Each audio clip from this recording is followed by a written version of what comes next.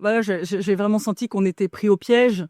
Ça m'a Ouais, c'était un bloc de plomb qui m'est tombé dessus et voilà, on est tous restés, sans voix.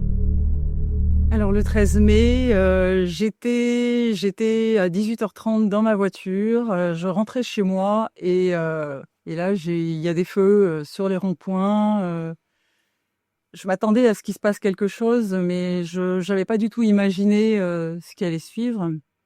Je suis passée, dans les flammes, hein, avec ma voiture. Il y avait des gamins qui étaient en train de casser des arbres, donc j'ai baissé ma fenêtre. J'ai dit: «Les enfants, ça se fait pas, on casse pas les arbres», et puis je suis rentrée et puis là, mon frère est arrivé, on était tous ensemble et on a commencé à apprendre, les terribles nouvelles sur terribles nouvelles et c'était le début, de ce très mauvais épisode.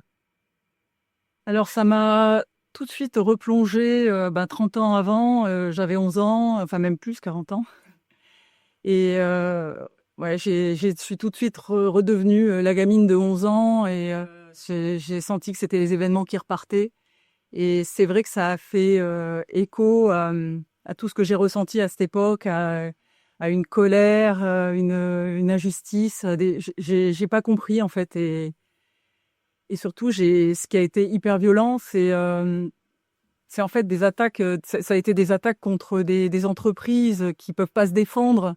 Donc je trouvais ça, voilà, j'ai vraiment senti qu'on était pris au piège. Ça m'a Ouais, c'était un bloc de plomb qui m'est tombé dessus et voilà, on est tous restés, sans voix, vraiment, à rien pouvoir faire,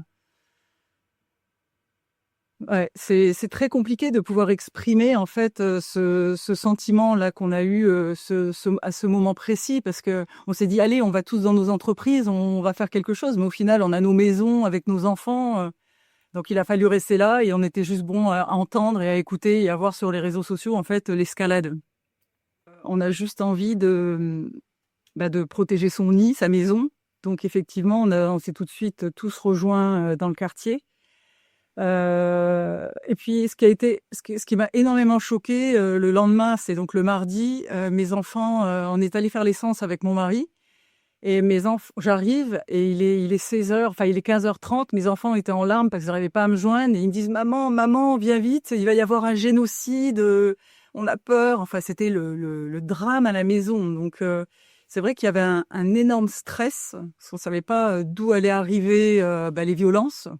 Et c'est vrai que de se retrouver entre voisins, de sentir que tout le monde était là, ça a fait un énorme bien. Moi, j'étais rassurée.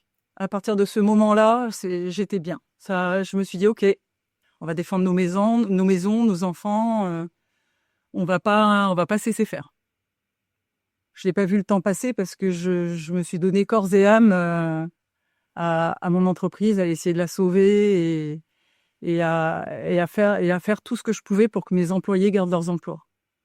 Il n'y a pas eu un seul instant où je me suis dit que j'allais quitter mon pays. C'est très étrange, j'ai pas envie de prendre l'avion en fait. J'ai pas envie d'enlever un seul de mes orteils de mon petit caillou.